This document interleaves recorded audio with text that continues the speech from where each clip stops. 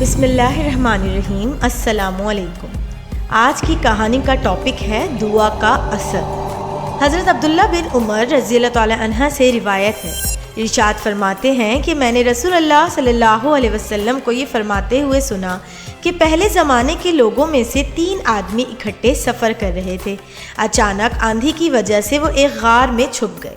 ایک بہت بڑا چٹانوں سے ٹوٹتا ہوا پتھر غار کے دہانے کو بند کر دیتا ہے، جس کی وجہ سے غار کا منہ بالکل بند ہو کے رہ گیا۔ اب وہ پریشانی کے عالم میں ایک دوسرے سے کہنے لگے، نجات ہماری اسی بات میں ہے کہ ہم اللہ تعالیٰ سے اپنے کسی نیک عمل کے ذریعے دعا مانگیں۔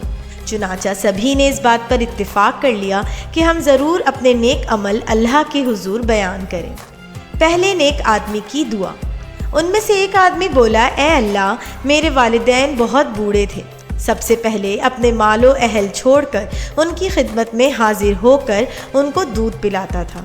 ایک دن ایسا ہوا کہ مجھے بھیڑ بکریوں کے چارے نے دیر کر دی۔ میرے آنے سے قبل میرے عزیز والدین سو چکے تھے۔ میں دودھ دھو کر ان کے پاس چلا گیا۔ پیالہ میرے ہاتھ میں تھا۔ میں ان کے پاس کھڑا ان کے جاگنے کا منتظر تھا، لیکن میں احتراماً ان کو جگانا نہیں چاہتا تھا۔ نہ میں نے اپنے گھر والی کو دودھ دیا اور نہ خود پیا۔ چھوٹے چھوٹے بچے میرے ہاتھ میں دودھ کا پیالہ دیکھ کر بے چینی کے عالم میں بھوک سے بلبلا رہے تھے۔ میرے انتظار کرنے کا یہ عالم تھا کہ بغیر کھانا کھائے رات کا کھڑا تھا۔ حتیٰ کہ میرے والدین اپنی نیند سے بیدار ہو گئے تو میں نے ان کو دودھ پیش کیا۔ اے اللہ، اگر یہ کام میں نے تیری رضا کے حصول کی حاضر کیا تھا تو پھر اس کو قبول کرتے ہوئے اس ہولناک پتھر کو ہمارے لیے رکاوٹ نہ بنا۔ بس یہ کہنا تھا کہ غار کے منہ میں اٹکا پتھر تھوڑا سا کھسک گیا۔ دوسرے نیک آدمی کی دعا۔ جب پہلا آدمی خاموش ہوا تو دوسرے آدمی نے اپنا عمل سوالے بیان کرنا شروع کیا اور کہنے لگا، اے اللہ، میرے چچا کی بیٹی تھی جس سے مجھے بہت محبت تھی۔ میں نے اس کے نفس کا ارادہ کیا، لیکن وہ اس کام سے باز رہی اور وقت گزرتا گیا۔ ایک دن ایسا آ گیا کہ اس کو شدید فاقے نے آ لیا۔ وہ میرے پاس بھوک کی شکایت کرتے ہوئے آئی تو میں نے اس کو 120 دینار دے دیے، اس شرط پر کہ میں تیرے ساتھ اپنی جنسی خواہش پوری کروں گا۔ لہٰذا میرے چچا کی بیٹی مان گئی۔ جب علیحدگی کے عالم میں بدکاری کی نیت سے بالکل قریب ہوا تو وہ کہنے لگی، اے اللہ کے بندے، اللہ تعالیٰ سے خوف کھاؤ، اس مہر کو بغیر حق کے مت کھولو، یعنی بغیر شرعی نکاح کے میرے قریب مت آؤ۔ وہ سخت پریشان تھی۔ جب میں نے یہ کیفیت دیکھی تو میں اس کام سے باز آ گیا، حالانکہ دنیا میں اس سے زیادہ محبوب مجھے کوئی اور نہ تھا۔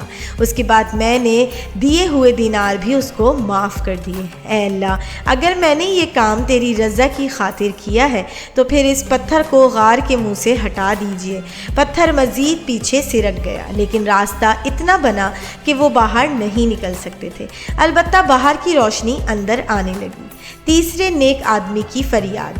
اے اللہ، میں نے ایک دفعہ مزدوروں سے کام کروایا۔ کام ختم ہونے کے بعد میں نے سبھی آدمیوں کو مزدوری دے دی سوائے ایک مزدور کے۔ وہ مزدور چلا گیا تھا۔ میں نے اس آدمی کی اجرت سے کافی حد تک فائدہ اٹھایا، حتیٰ کہ میرے پاس مال بے شمار ہو گیا۔ کافی عرصے بعد وہ آدمی دوبارہ میرے پاس آیا اور کہا، اے اللہ کے بندے، میری مزدوری تو ادا کر دو۔ میں نے اس کو کہا، یہ مال جو اونٹ، گائیں، بکریاں اور غلاموں کی صورت میں تجھے نظر آ رہے ہیں، یہ سب تیرا ہے۔ وہ آدمی کہنے لگا، اے اللہ کے بندے، اجرت دینے کے بجائے مجھ سے مذاق کرتا ہے۔ میں نے کہا، میں تجھ سے مذاق نہیں کرتا، میں سچ کہہ رہا ہوں۔ مزدور سبھی مال اپنے ساتھ ہانک کر لے گیا، میرے لیے کچھ نہ چھوڑا۔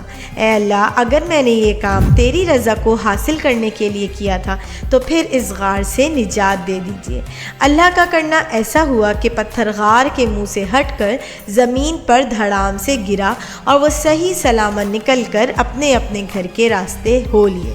یعنی دعاؤں میں اتنی طاقت ہے کہ اگر ہم اپنے نیک کاموں کا وسیلہ دے کر اور سچے دل کے ساتھ اللہ سے دعا مانگیں تو اللہ تعالی ہماری دعاؤں کو کبھی رد نہیں کرتا۔